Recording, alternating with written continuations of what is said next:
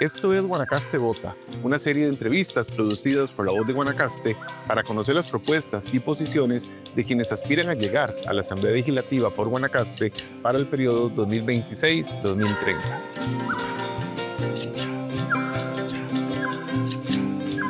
Esta es la conversación con Ronald Campos, candidato a primer lugar con el Partido Liberación Nacional.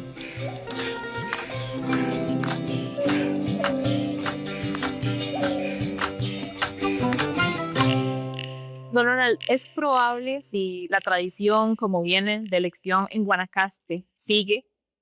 Liberación ha tenido diputados por Guanacaste representándonos en la Asamblea Legislativa desde siempre, ¿no? Sí. Al menos 2 incluso diputados. ¿De qué tan seguro se siente en este momento de que va a llegar y cuánta responsabilidad le cae encima saber ese dato? Mire, efectivamente usted tiene razón. Liberación toda la vida ha tenido al menos 2 diputados, de 4. Eso quiere decir el 50% de los diputados de Guanacaste siempre han sido liberacionistas. Ha habido ocasiones que ha tenido 3 de 4, y no es una vez, varias. Nosotros estamos convencidos que ahora que hay 5, vamos a tener 3 diputados. 3 3 diputados. diputados vamos a sacar. La diferencia no va a ser mucha con el contendiente principal, pero sí vamos a ganar los 3 diputados. Estoy totalmente seguro. Con ese panorama, usted y sus 2 compañeros, compañera que lleguen a la Asamblea Legislativa, ¿cuáles son 3 principales problemas que ustedes ven en la provincia que van a ser prioritarios de atender?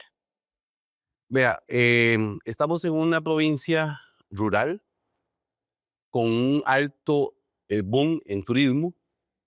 Aquí ingresan 2 millones de turistas anuales por el aeropuerto de Daniel Oduber. Eso sin hablar de los que vienen de la meseta central, que debe ser otro montón de gente. Entonces es una provincia boyante en llegada de recursos, en fondos, pero en esa misma provincia convive en el mismo momento una de las poblaciones más desprotegidas e incluso grados de pobreza muy altos, como los de Nosara. Ese es el reto principal que tenemos, no como partido, sino como país. De tal manera que nosotros tenemos que priorizar cuáles van a ser nuestras acciones. Nuestras acciones, las primeras de ellas, el tema de seguridad, el tema de educación, el tema de infraestructura. Todo eso en función de las familias. Y aquí estamos prestando atención principalmente a las mujeres jefas de hogar, que son las más afectadas por todo eso. ¿Y cómo las afecta? Bueno, una infraestructura deficiente como la que tenemos daña la economía.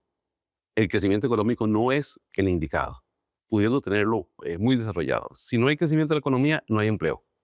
Si no hay empleo, esas madres jefas de hogar no tienen de qué darle de comer a sus hijos. O sus hijos, ya jóvenes, en edad de producción, no tienen acceso a fuentes de trabajo porque no hay una economía sólida y se ven obligados a migrar hacia la meseta central. De tal manera que nuestro enfoque va por ahí. Pero el agro también está muy afectado. Y esta provincia, que es rural, es una provincia que en el pasado se le consideraba el granero de Costa Rica. Es decir, aquí se producían los granos de Costa Rica e incluso para Centroamérica. Y hoy, si usted ve los campos nuestros, están abandonados, llenos de montazal, de charral. ¿Por qué? Porque hubo un abandono del productor agropecuario. Entonces, eso va a ser una prioridad para nosotros también, reactivar el sector económico, sobre todo el agro. Aquí estamos hablando de 2 cosas, ¿verdad? Sí, no, estamos hablando de un montón ya, Sí. porque me mencionó desigualdad social, Ujú. incluso como esta desigualdad tan grande que se genera a pesar de ser un motor turístico, la provincia. Me habló de seguridad, o me mencionó seguridad, me habló de infraestructura y ahorita de agro. Quisiera detenerme específicamente en infraestructura. Usted dice que es lo que, digamos, desparrama sobre toda esta desigualdad y que afecta especialmente a mujeres. ¿A qué tipo de infraestructura se está refiriendo? Ok, también es integral. O sea, aquí, cuando hablamos de infraestructura, casi todo el mundo habla de carreteras, y no se trata solo de carreteras. Obviamente tenemos el problema de carreteras, ¿verdad? Es increíble cómo ir de Guanacaste, de Nicoya, a San José, ahora se dura lo mismo que se duraba hace 60 años. Hace 60 años usted se montaba en el bus de Alfaro a las 5 de la mañana y llegaba a las 5 de la tarde de San José. No, e incluso ir de Nicoya a Liberia. O sea, un poquito más y irse a caballo más rápido, ¿verdad? Porque es terrible. O sea, usted sale ahora de aquí a San José y dura 11 horas. O sea, es increíble. Y no es un día excepcional, no, eso es que ocurre muy a menudo. Y tenemos una carretera que se está haciendo hace años, que es la 1, la ruta 1. Hubo problemas de corrupción en esa carretera. Se paralizó la obra y ahora están contratando a las mismas empresas que fueron señaladas en ese momento. Pero han pasado 4 años donde no se ha arreglado un solo kilómetro adicional de carretera. Estamos en el mismo punto. Entonces, sí, efectivamente, el tema de carreteras es uno de ellos. Pero también hay otros problemas. El tema del aeropuerto. El aeropuerto tiene que ser ampliado rápidamente. Y en esta administración se intentó hacer un esfuerzo por el tema del aeropuerto y lo que salió fue un pleito entre el MOP, el ministro del MOP y el presidente de la República. Se agarraron del pelo por una contratación de $20 millones. Yo no sé qué sería lo que pasó ahí.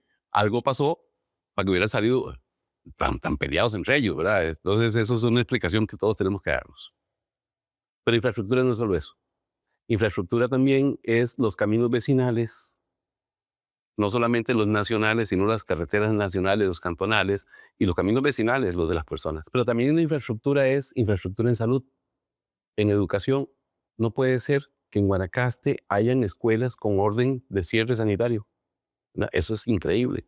Estamos hablando del siglo XXI, la era del Internet, de la inteligencia artificial, y las escuelas están cayendo. Eso es infraestructura. El tema de salud también. Ustedes han mencionado mucho el tema de los EVAIS, ¿verdad? Aquí hay ausencia de EVAIS. Guanacaste necesita al menos 30 nuevos EVAIS en la provincia. Y eso es infraestructura. Así que cuando hablamos del tema de infraestructura, hablamos mucho más allá de carreteras. Tiene que ver también hasta con las instalaciones policiales, que están caídas. Si hablamos de que el tema de seguridad es un problema grave y las estaciones policiales cayéndose, uno no sabe ya cómo es que está tan desatendida la infraestructura, pero hay que atenderla. Y ese es un tema presupuestario y de voluntad política. Si pudiéramos aterrizarlo, don Ronald, que de nuevo ya estamos abarcando varias de las problemáticas, y usted tiene un análisis, su posición sobre estas, pero de todos estos que hemos mencionado, que usted ha mencionado, ¿cuáles son los 3 principales que usted dice? Esto es lo que, como guanacasteco, yo llegando a la Asamblea Legislativa, voy a atender primero. ¿Y cómo lo va a hacer? ¿Ya tiene pensados proyectos de ley, por ejemplo? ¿Ya ha avanzado con alguna redacción, con algún análisis de alguno de estos temas específicos? Vea, vamos a ver, para mí no todo tiene que ver con elaboración de leyes. El papel del diputado son 2 o 3. Una, producción de leyes. 2, control político. Y otro es la representación comunal, que eso no está escrito, pero es la más importante de todas. Eh, Pondremos mucho el énfasis en el tema seguridad, infraestructura y producción, ¿verdad? Pero como le digo, eso es tan vasto que tiene que ver con todo. Pero si usted quiere que le puntualice 3 cosas, vamos por ahí, por seguridad, infraestructura y producción. Producción agropecuaria. Agropecuaria, pero también es que como le digo, es tan vasto. ¿Cómo explicarle? Para mí el tema no es solamente el areteo, o no es solamente el tema de los productores de melón o sandía y la mujer emprendedora. Entonces yo no puedo decir que voy a dedicarme al tema solamente ganadería y no, es que tengo que atender todo. Y eso no es todo con leyes, ¿verdad? Es empoderamiento. Vea, le voy a decir una cosa. Por eso es difícil hablar de esto y tratar de puntualizarlo. El concepto de Estado que tenemos. Para comenzar, la democracia se dice que es el poder del pueblo y para el pueblo. Todos hablamos de democracia, pero estamos hablando del día de las votaciones. Nada más vemos como el sistema democrático es eso, sí lo votar. No, democracia es un poder del pueblo y para el pueblo. Pero cuando hablamos del Estado, hablamos de un Estado centralizado. Entonces, si usted quiere hacer algo de carreteras, tiene que ver con CONAVI, con la voluntad del ministro para que haya recursos, con la voluntad del ministro de Hacienda para que haya recursos para esa carretera. Entonces, ¿cuál poder tiene el pueblo? Nosotros lo que estamos planteando es que debe haber una transformación completa del concepto de Estado y el concepto de desarrollo. A ver, aterrizándolo, un Estado más descentralizado, donde los recursos que tenga el Estado, por ejemplo, para desarrollo de carreteras, no tienen necesariamente que tener que ver con la ejecución de CONAVI. Si CONAVI no tiene posibilidades de ejecutar directamente la obra, las municipalidades sí pueden. Entonces, CONAVI podría, vía convenios, trasladarle los recursos a las municipalidades y las municipalidades desarrollar la obra. Eso implicaría una reforma. Sí, pero viera que no todo implica reforma de ley. Eso se puede vía convenios de cooperación.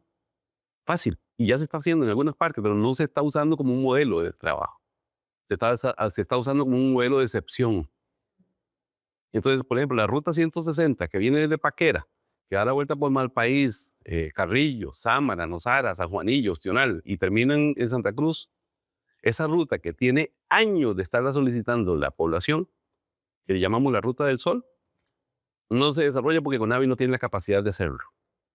Pero ahí estamos hablando de 4 o 5 municipalidades diferentes que sí podrían hacerlo, si le dan los recursos. ¿Por qué no descentralizamos entonces? Porque hay que estar pendientes de que el ministro de Hacienda o el ministro del MOP tengan voluntad para hacerlo. ¿Por qué no le damos el poder al pueblo? Traslademos los recursos a las municipalidades.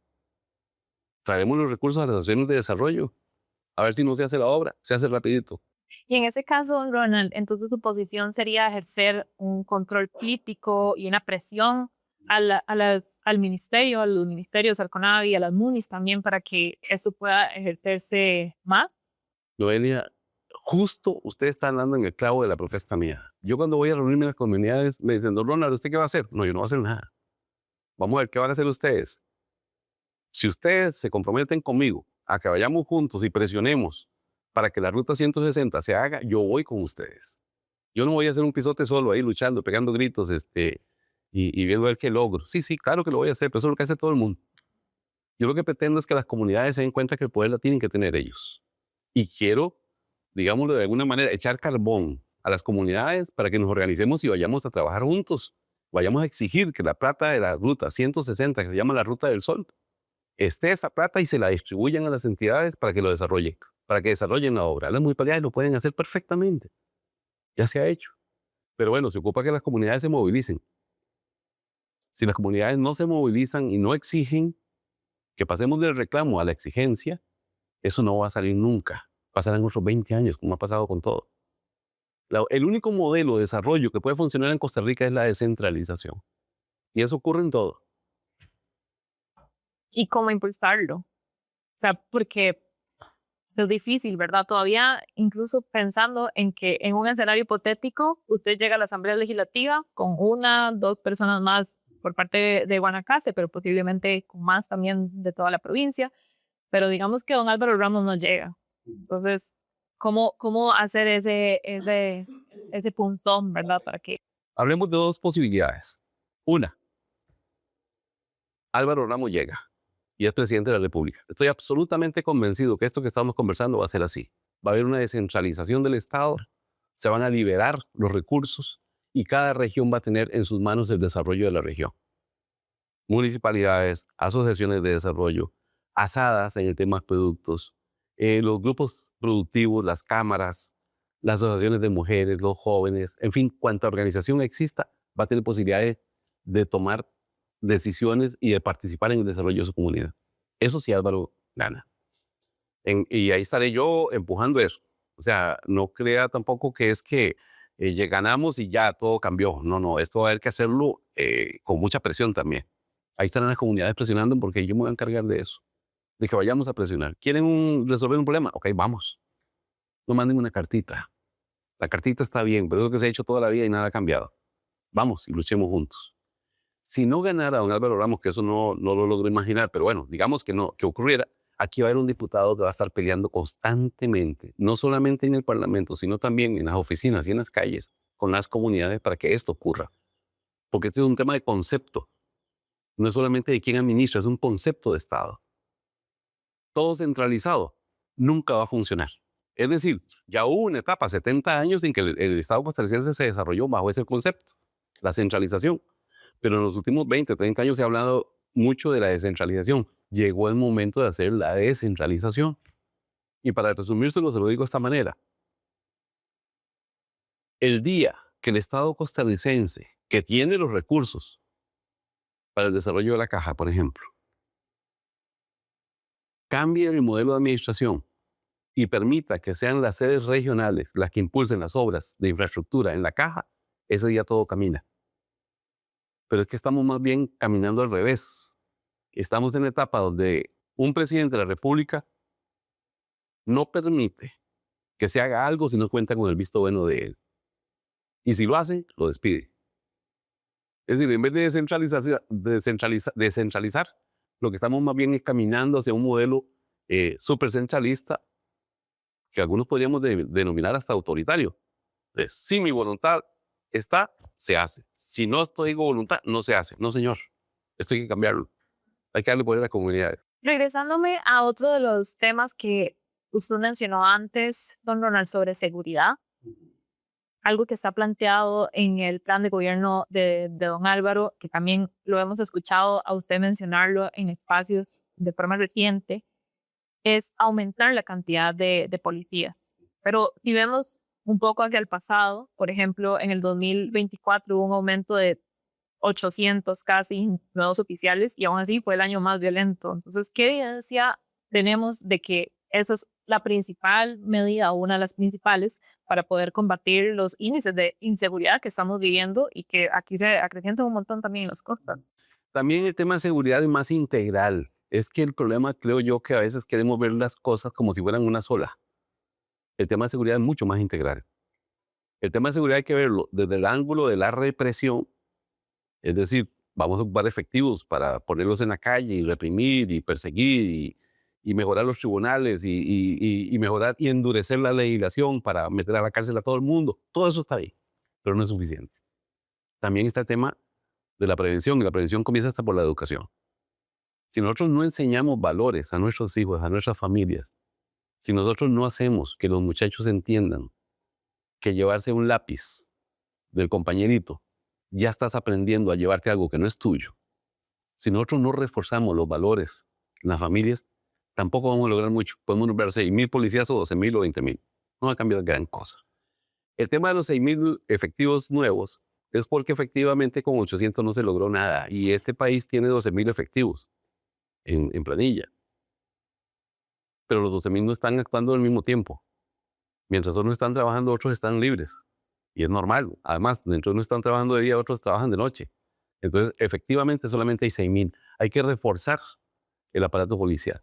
Y no solamente la policía del Ministerio de Seguridad Pública, también lo del OIJ y otros órganos policiales.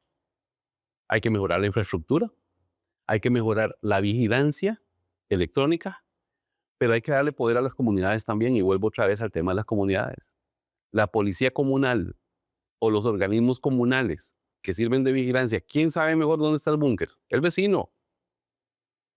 ¿Quién sabe quién es el delincuente que anda vendiendo en la escuela? El vecino.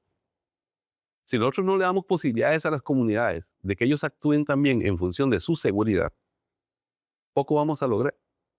Podemos meter 6,000 policías más, pero si el vecino no dice que el que está vendiendo droga o el que está metiendo en el narco al muchacho que viene saliendo del colegio es aquel fulano, ¿cómo vamos a perseguir entonces al delincuente? Eso también tenemos que trabajarlo. Claro, lo que me pone a pensar es el riesgo que corren las comunidades al hacer esto. Creo que ahorita también hay muchísimo miedo entre la gente porque hemos visto y los homicidios, ¿verdad?, que vienen por ajustes de cuentas son muchos. Entonces, realmente, ¿cómo podemos involucrar a la comunidad cuando existe tanto temor entre la gente? ¿Usted sabe por qué la comunidad siente temor? Porque está desprotegida. Cuando la comunidad se siente desprotegida, obviamente no va a decir que su vecino o aquel que va pasando por allá es el delincuente. Es más, desgraciadamente,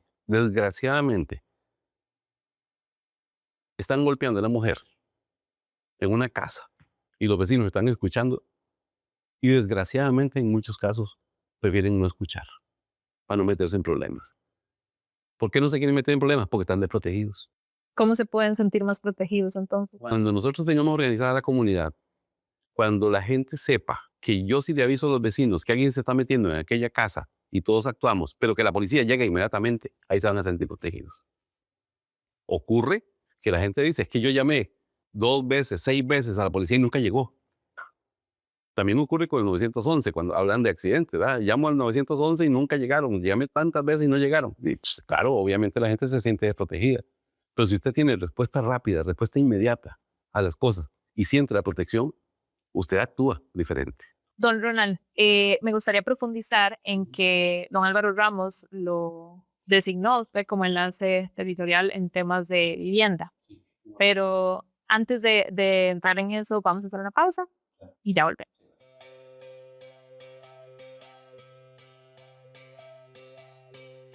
Tomar decisiones informadas no es un lujo, es una necesidad.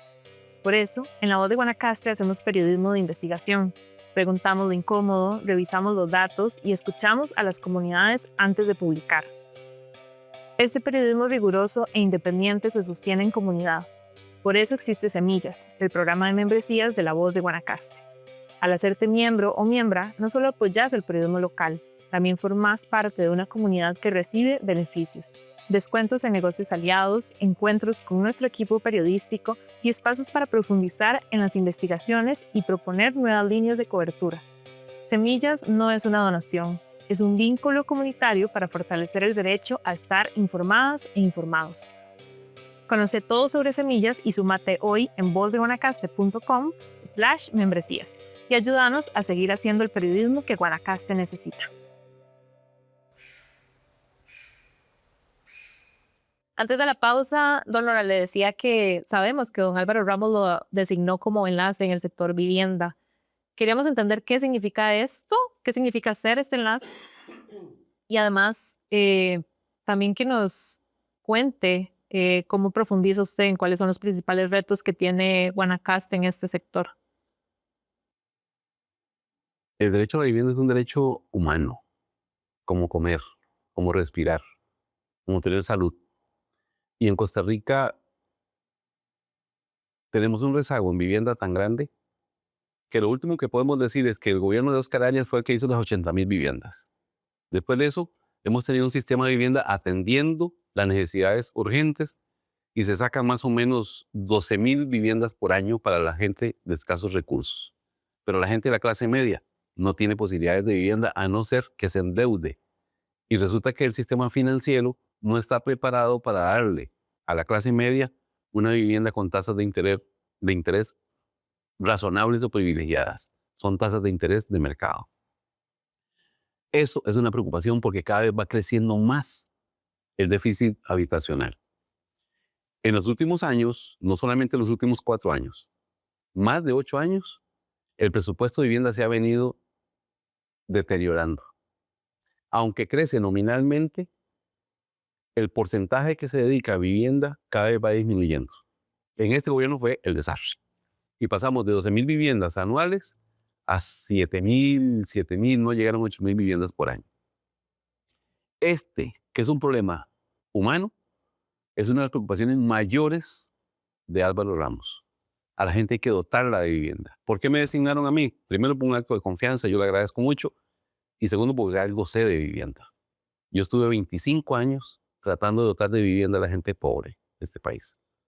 Desde una empresa familiar, pero conectado con los grupos sociales, con las comunidades, con las asociaciones de usuarios o de grupos de vivienda, de tal manera que ellos fueron los que le solicitaron a Álvaro Ramos que me designaran a mí como el responsable de este tema, porque tienen confianza en que Álvaro Ramos quiere resolver el problema y que esta es la persona que puede ayudarles a ellos a hacerlo fácil.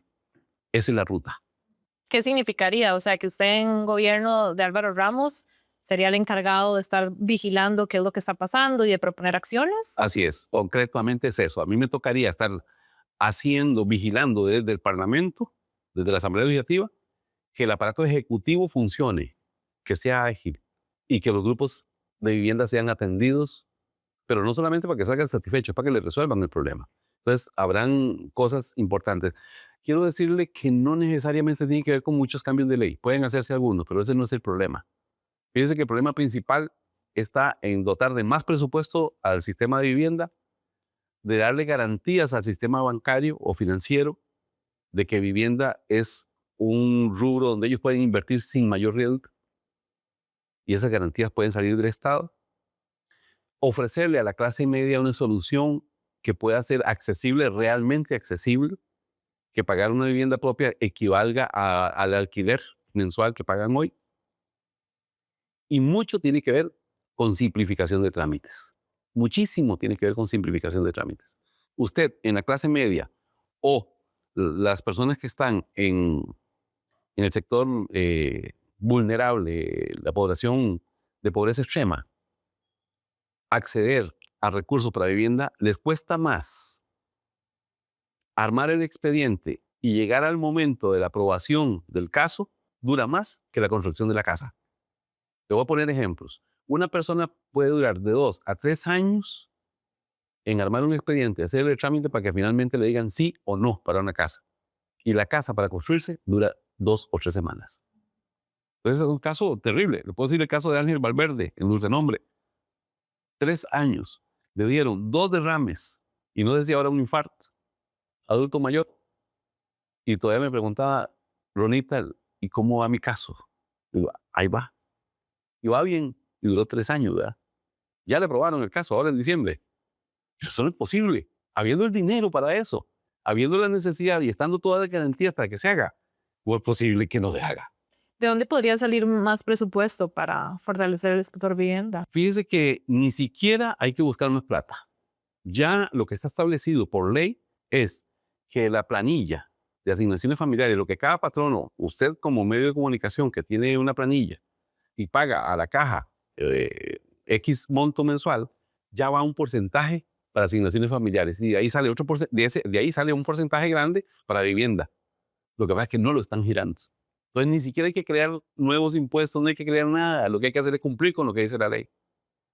Incluso la ley prevé que el 3% del presupuesto ordinario de la República debe ser para vivienda y nunca se ha cumplido con eso. Y no ha hecho falta. Con el dinero que prevé la ley, con solo lo que viene de asignaciones familiares, sería suficiente para cumplir con las 50,000 viviendas anuales para los pobres. Pero ahí no estamos hablando de la clase media todavía. La clase media, ¿de dónde pueden salir los recursos? Mire, ahí están los fondos de pensiones. Parece mentira que hayan miles de millones de dólares de los ahorrantes costarricenses financiando el Estado o el FED en los Estados Unidos. Esos fondos de pensiones están en Estados Unidos. Podrían estar aquí. Allá se están ganando un 3% anual. Aquí podrían estarse ganando un 6%. Y usando esos fondos que son de los trabajadores, para construir viviendas de los mismos trabajadores garantizados por ellos mismos. No, no es mucho lo que hay que hacer. Es una ironía muy grande. Nosotros lo veíamos en la voz de Guanacaste, en un especial que publicamos el año pasado o el año antepasado, ya no recuerdo, sobre la vivienda, ¿verdad? Y cómo pasan varias cosas, ¿verdad? Vemos un crecimiento monumental de las viviendas en la costa sobre todo. O sea, mentira que una va a Nosara y no ve que por todos lados se está construyendo, y lo mismo por Tamarindo, lo mismo por toda la costa. Pero ¿qué pasa al mismo tiempo que está sucediendo este crecimiento? Hay un aumento de los asentamientos y hay una disminución de las casas de bienestar social que se construyen con bonos de vivienda. Entonces, una vez esta realidad y usted eventualmente como un enlace en temas de vivienda, me imagino que atendería a todo el país, al menos esa visión. Pero, de nuevo, lo que pasa en comunidades, incluso, por ejemplo, acá en Nicoya, ¿verdad? Que no es, tenemos costa, pues, pero Nicoya Centro, y que usted menciona ahora el caso de Dulce Nombre, es muy diferente también a lo que pasa en la pura costa. ¿Cómo llegar a ese balance entre la construcción privada y tan grande y tan lujosa que está ocurriendo con las casas que necesita la gente de bajos recursos y de medianos recursos? Ya no solo estamos hablando de gente muy pobre, clase media. ¿Cómo piensa usted que se puede nivelar esa desigualdad tan grande en el acceso al derecho a la vivienda? Y eso que me estás diciendo termina en una palabra, gentrificación, ¿verdad? O sea, se construyen los grandes edificios de viviendas de $2 millones ahí en Nosara. Y a 1 kilómetro hay gente viviendo ahí a la orilla del río. Terrible. Costa Rica es uno de los países, está entre los 20 países más desiguales del mundo, ¿verdad? Tenemos ese fenómeno en todas partes. Guanacaste es esa provincia de mucha desigualdad. Obviamente no vamos a limitar la construcción privada. Es un negocio, pueden hacerlo, etcétera. Ni siquiera reformas. No, pues habrá que tomar algunas mediciones también en eso. Lo que digo yo es que a grosso modo no se trata de reprimir en un lado para resolver en otro, porque no se resuelve. No vamos a caer en eso. Estamos llamando que el turismo venga porque es una fuente de ingresos importantísima, etcétera. Lo que pasa es que las ventajas de esos ingresos no están quedando en los pueblos. Entonces, parte de la descentralización tiene que ver con eso. Es decir, cuánto genera Guanacaste a la economía de este país y cuánto queda en Guanacaste. Eso hay que revertirlo. Si aquí entran 2 millones de turistas por el aeropuerto Danilo Duber y que pagan impuestos cuando llegan y cuando salen, ¿cuánto de ese dinero le queda a Guanacaste? Hay que revisarlo, pero debería quedar. Fíjese que cada turista que nos dejara $1, usted está hablando de un montón de dinero que podría invertirse en infraestructura, en vivienda, en seguridad y un montón de cosas. Pero eso hay que hacerlo. Entonces yo creo, por ejemplo, en el tema de vivienda, en el tema de la compensación social, nosotros tenemos que cerrar esa brecha que hay entre la población que mejor vive con esa población que está dañada, afectada y que no está recibiendo las ventajas de un desarrollo económico. Nosotros hicimos un esfuerzo en Nosara como cooperativas y lo hicimos con INCAE. Hicimos un trabajo durante 2 años que le llamamos el Hub Nosara. Estuvimos trabajando en capacitar a los emprendedores de Nosara, un grupo de 70 más o menos, para prepararlos en marketing, en planificación, en administración, etcétera, para que ellos estuvieran en condiciones de venderle sus servicios a esos habitantes extranjeros que vinieron con la pandemia a Nosara. Tuvimos un buen éxito. No el que deberíamos, pero es que eso lo hicimos desde las cooperativas, eso también deberíamos de hacerlo con el Estado. El Estado debería preocuparse por hacer que la gente que vive en estos territorios tan deprimidos tengan no solamente subsidios, que los subsidios ayudan, pero no resuelven el problema, que tengan formación, que tengan respaldo, que tengan posibilidades de crear sus propias herramientas que le permitan vivir mejor. En lo personal, y creo que también nuestro candidato, hablamos mucho del tema de los emprendedores y emprendedoras. Guanacaste está lleno de gente luchadora, gente que no le afloja el trabajo, gente que inventa de qué vivir, pero que no encuentra estímulo ni apoyo en nadie, que lo hacen solos, que cuando comienzan un esfuerzo, al poco tiempo se caen porque de pronto le llegan a decir, vea, usted no tiene patente municipal. Vea, usted tiene 2 empleados, ya reportó a la caja. Vea, usted, no, eso tenemos que cambiarlo. Y es fácil. ¿Cómo se hace? No persiguiéndolo, estimulándolo. Si usted monta un negocio, ayudémosle a que lo monte, financiémoslo, eduquémoslo, prestémosle ayuda en vez de perseguirlo. No le cobremos impuestos. Dejémoslo que trabaje 5 años. Cuando ya esté consolidado, a los 3, 4, 5 años, ahora sí, ya le comienzan a tocar aportar, pero gradualmente. Llevémoslo poco a poco. Estimulemos la economía, ya que no podemos traer grandes empresas que le den trabajo a usted y a su hijo. Ayudémosle a formar su propia empresa entonces. Eso no cuesta mucho. Sí, muchas veces se trata como de cambios muy estructurales, ¿verdad? También, porque ayudar a 1, 2, 10, 20, 100 personas de repente no refleja un cambio, que realmente requiere una modificación de la estructura, ¿verdad? Muchísimo más grande. Precisamente que antes lo mencionó don Ronald sobre el tema de la gentrificación. En medio de todo este boom inmobiliario que hemos estado teniendo en los últimos años, principalmente en la costa, ¿cuál es su postura sobre el manejo de la zona marítimo terrestre y apoyaría alguna reforma a la ley de zona marítimo terrestre? Sí, definitivamente sí apoyaría una reforma a esta ley. ¿En qué dirección? Vamos a ver, yo no le puedo decir técnicamente en este momento cómo debería ser porque ese problema lleva años y no han encontrado la solución todavía, ¿verdad?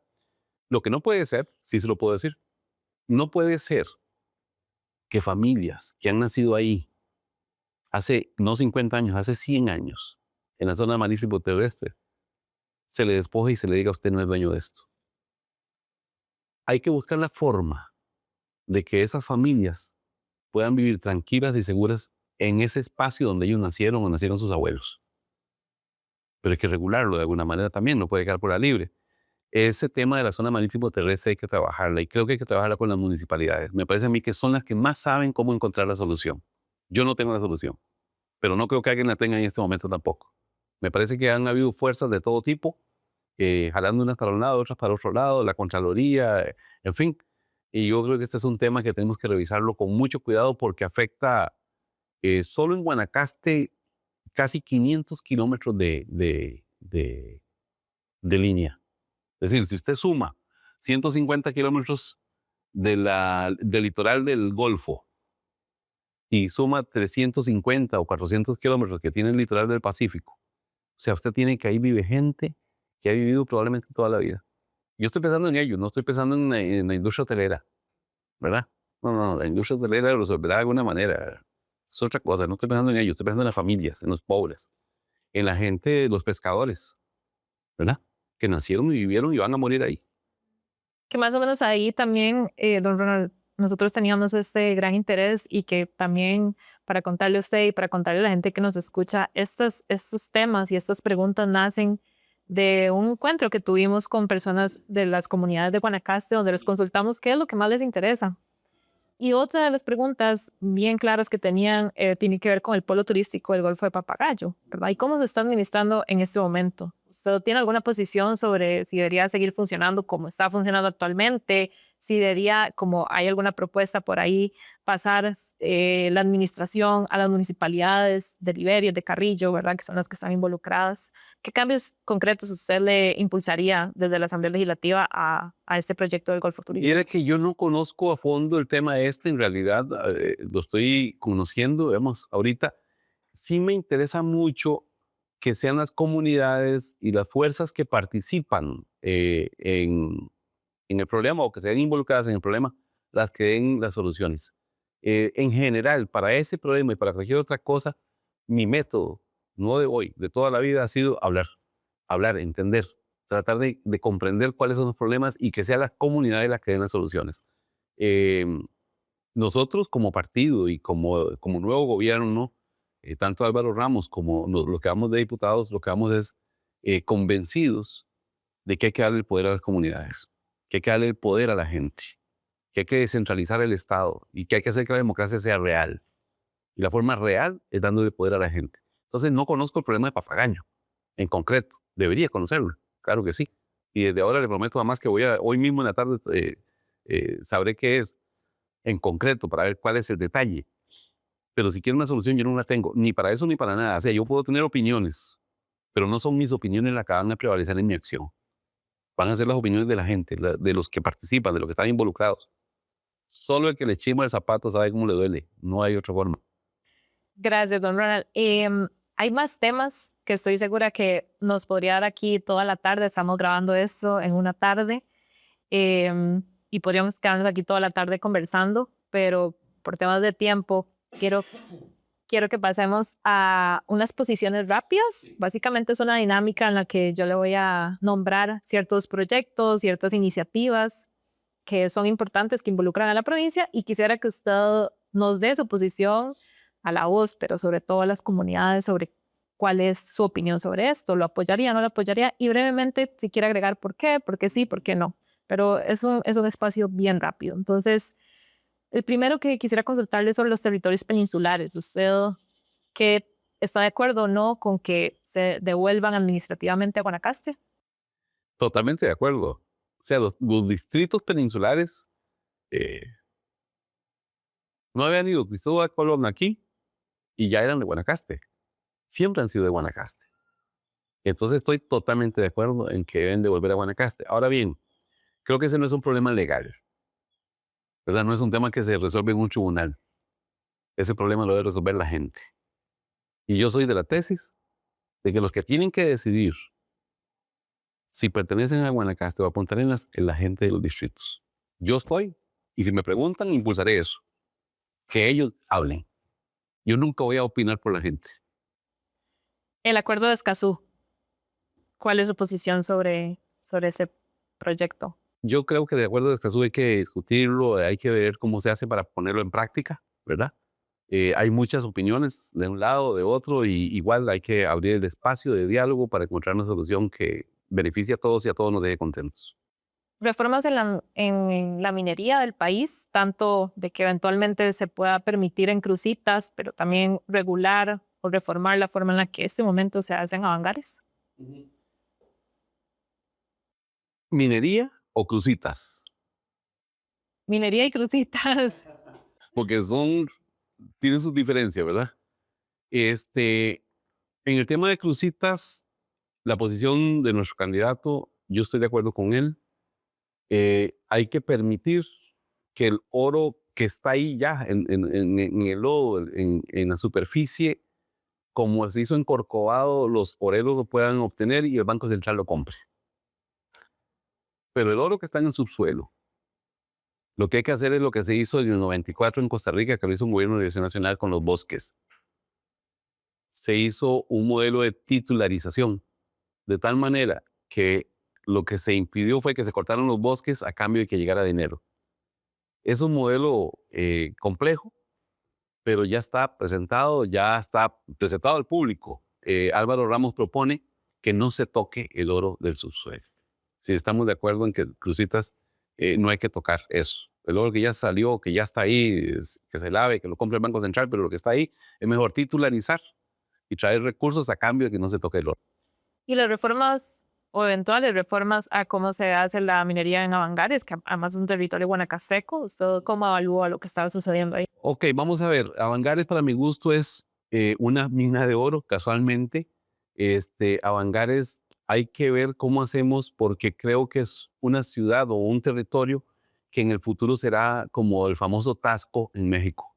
Tenemos que llevarlo ahí. Es decir, ya hay explotación de oro en Avangares, pero hay que hacer lo posible para que las comunidades participen más del resultado de esa búsqueda o extracción del oro, de la comercialización del oro. Hay que impulsar la industria turística ahí, hay que hacer que el país y el mundo venga a Avangares y disfrute de ese mineral que está ahí. Y ya hay proyectos de ley presentados por el diputado Luis Fernando Mendoza que vamos a darle seguimiento. Nos quedan 4. La primera de estas 4 para seguir es la norma técnica del aborto terapéutico. ¿Cuál es su posición eventualmente desde la Asamblea Legislativa sobre ese tema? La norma técnica ya existe, está funcionando y me parece que con eso es suficiente. Hubo reformas por parte de este gobierno actual que derogó la norma técnica que se había firmado en el gobierno anterior a este. Yo pienso que en el tema de la norma técnica, los que deben de opinar son los científicos, ¿verdad? Eh, Cuando estamos hablando de que queda en riesgo la vida de una persona, debe ser autorizado como está autorizado, ¿verdad? La siguiente es sobre la reforma de la ley de la zona marítimo terrestre, que es un proyecto que está actualmente en la Asamblea Legislativa y que busca garantizar los accesos terrestres a todas las playas y que se le asigne un número de camino por parte de las municipalidades. ¿Usted apoyaría esto? Totalmente de acuerdo. El mar, las playas y todo es del pueblo, es de nosotros. Tenemos que tener derecho a disfrutarlo. La siguiente, don Ronald, es fortalecer o flexibilizar las viabilidades ambientales emitidas por Setena. Vamos a ver, la protección del ambiente es muy importante, tenemos que fortalecerlo, eh, pero el tema del ambiente no debe ser una lucha que hoy se ha creado entre... Es el concepto equivocado de que impulsar el desarrollo es deteriorar el ambiente, o al revés, que proteger el ambiente es impedir el desarrollo. No debe haber esa lucha. Nosotros tenemos que buscar la forma de que proteger el ambiente no signifique paralizar el desarrollo, pero tampoco al revés. No debería haber esa dicotomía. Hay que buscar cómo mejorar el tema de la protección ambiental sin que sea un obstáculo para el desarrollo. Ahora, cuando hay que escoger entre una cosa y la otra, me quedo con el ambiente, ¿verdad? Pero para usted en este momento la forma en la que Setena da las viabilidades ambientales. Es lenta, es lenta. Definitivamente, óigame, no solamente Setena. Yo estoy hablando de la descentralización del Estado porque es paralizante. Pero, pero es lenta, pero está bien como está regulada en este momento. Pues todo es sujeto a mejorar, ¿verdad? Todo es sujeto a ser mejorado. Eh, pero lo peor de ese tema es que es lento, ¿verdad? O sea, no es posible, por ejemplo, le voy a poner un ejemplo de vivienda. Lástima que ya estoy comiendo de tiempo, pero en vivienda hay un asentamiento humano, es decir, lo que llamamos un precario, donde viven 200 familias que necesitan mejorar su vivienda. Están en un territorio que es del Estado y resulta que no se puede erradicar ese precario para hacer casas porque Setena dice que hay que presentarle un estudio de impacto ambiental, pues si el Estado, ya el ambiente está impactado con las familias ahí viviendo a la intemperie, consumiendo aguas, mezclada con las aguas negras y quieren un estudio de impacto ambiental. Yo no tiene el estudio de impacto ambiental ahí. ¿Qué más quiere? Debería ser algo muy rápido. No significa que entren tractores a cambiar eso. No, no, no, no. Por supuesto que sí hay que hacer un modelo, pero no debería de ser algo tan complicado que pasen 2, 3, 4 años para demostrarle a Setena que hay que erradicar un precario. Eso no debería ser así. Y le estoy diciendo un caso, no de una vez. Eso es cotidiano. Por eso que cada vez hay más precarios, porque no se pueden erradicar. Por último, don Ronald, la regulación del cannabis para uso recreativo. Eh, hay distintas variedades de cannabis, ¿verdad? Entonces yo pienso que eso hay que regularlo. No estoy a favor de la regulación libre, de la desregulación o de la libertad libre de este tema, ¿no? Es mejor ponerlo en orden desde su posición. Tiene que ser, sí, estamos hablando de una droga. A favor del uso, eventualmente, No, completamente en desacuerdo. Muchas gracias, don Ronald. Para cerrar, imaginemos que usted llega a la Asamblea Legislativa y Guanacaste solo pudiera recordarlo por una única cosa.